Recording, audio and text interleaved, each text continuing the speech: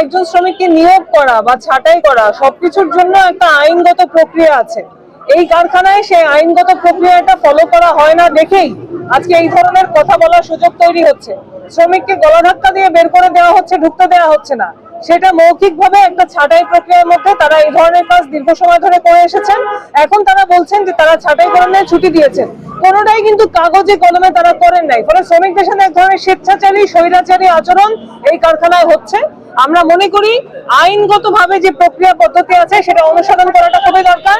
একজন শ্রমিক যদি অসদাচরণ করে তাকে সতর্ক করা যায়, তাকে ওয়ার্নিং দেওয়া যায়, কিন্তু প্রথম ধাপেই তাকে এই ধরনের ছাঁটাই, এইটা আসলে কোনোভাবেই মেনে নেওয়া যায় না। একজন 30 বছরের কর্মচারীকে কোনো রকম হাতে কোনো কাগজ না দিয়ে কারখানা থেকে ধাক্কা দিয়ে বের করে দেয়া, এটা অবশ্যই একটা অমানবিক বেআইনি ঘটনা।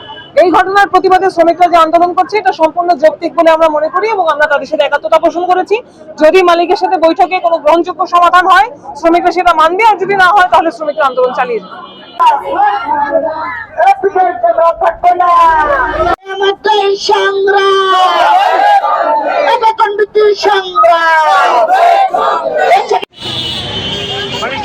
বলতে চাই এই আন্দোলন আপনারা চালিয়ে দেবেন যতক্ষণ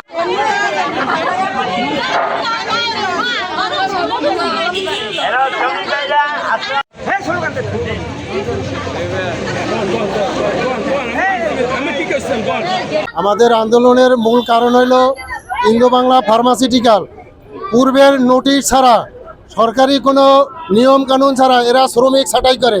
বিগত 2 বছর থেকে তারা এরকমের পূর্ব নির্ধারিত ঘোষণা ছাড়া এরা শ্রমিক ছাঁটাই করে আসতেছে। গত মঙ্গলবার 24 তারিখ আমাদের অফিস খোলার দিন, এদিনও কোনো পূর্ব ঘোষিত নোটিশ ছাড়া এরা 5 জন শ্রমিককে ছাঁটাই করেছে। আমরা এই শ্রমিকের পূর্ণ বহাল দাবি করি এবং যে শ্রমিক আমরা এখানে কাজ করি এদের 1 থেকে 5 তারিখের ভিতরে বেতন পরিশোধ করতে হবে।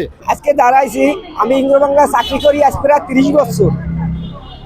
গত মঙ্গলবার দিন অফিস খোলার দিন আমার 5:30টার দিকে ডাকিয়া কইতে আছে, একমিতে কইতে আছে যে তোমার চাকরি নাই।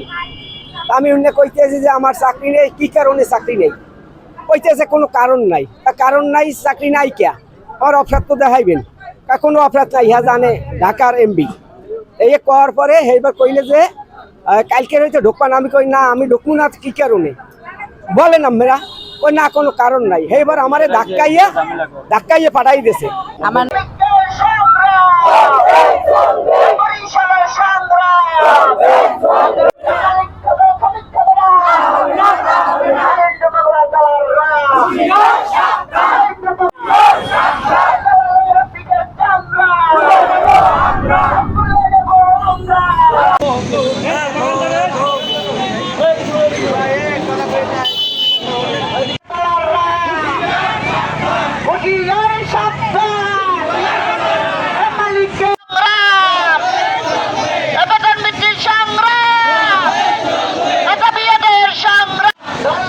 নাম সীমা সরকার। আমি 9 বছর পর্যন্ত ইন্দ্র বাংলায় চাকরি করি।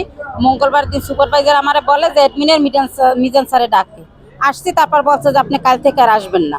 হ্যাঁ, তারপরে বেরোইছি। এখন মানে এত বছর যে আমি চাকরি করছি, কারোর সাথে বললে যাব এইরকম আমাদের কোনো সুযোগ সুবিধা দেয় না। তারা এমনভাবে আমাদের বের করছে, মনে হয় যেন আমরা অনেক অন্যায় কাজ করছি, চুরি করছি। মানে খুব খারাপভাবে আমাদের বের হয়েছে। মানে 1 মিনিট সময় দেয় নাই, ড্রেসটা পর্যন্ত চেঞ্জ করার সময় দেয় না, এইরকমভাবে করছে। তারপরে আমাদের এই 3 বছর পর্যন্ত বেতন বাড়ায় না। আমাদের 17 সালে যে গেজেটটা বাড়ছে সেটা দেয় না, 25 সালের গেজেটটা বাড়ছে সেটা দেয় না। আমাদের বেতন ঠিক মতন দেয় না। আমাদের যে ন্যায্য দাবি এইগুলো আমাদের সব পূরণ করবে, তারপর আমাদের আন্দোলন থাকবে। নাস্তা আগে একটা নাস্তা দিত, তারা ওই 3 বছর পর্যন্ত নাস্তা দেওয়া বন্ধ করছে। 11টা একটা নাস্তা দিত, সেই নাস্তাটা দেওয়া আমাদের বন্ধ করছে। চাকরি করি এই 7 বছর ইন্ডো বাংলায় আমি চাকরি করি। আমার 5:30টার সময় দায়িত্ব বলে কালকে হইতে আসবে না। কেন আসবে না? হ্যাঁ আমি জিজ্ঞেস করছি, কইছে হ্যাঁ আমরা জানি না, মালিক পক্ষ জানে। আমি কইছি কেন? আমাদের 1 তারিখ হইতে 5 তারিখের মধ্যে বেতন দিতে হবে। আমাদের নাস্তা খায় না, স্যারেদের নাস্তা খায়। হ্যাঁ আমরা কাজ করি পেটের খিদে, তাই আমরা নাস্তা পাই না, স্যারেরা নাস্তা পায় কিসের জন্য? আমাদের ক্ষুধা লাগে না? আমাদের সুপারভাইজার কুত্তর মতন ব্যবহার করে। আমাদের কোনো আজিরা বোনাস দেয় না, আমাদের কিচ্ছু করে না। আমাদের দূর দূর করে তারাই দিয়েছে, এখনই বাইরেও 6টা বাজে 10 মিনিট বাইরে, এই সময় বাইর করে দিয়েছে গেটটি দিয়া।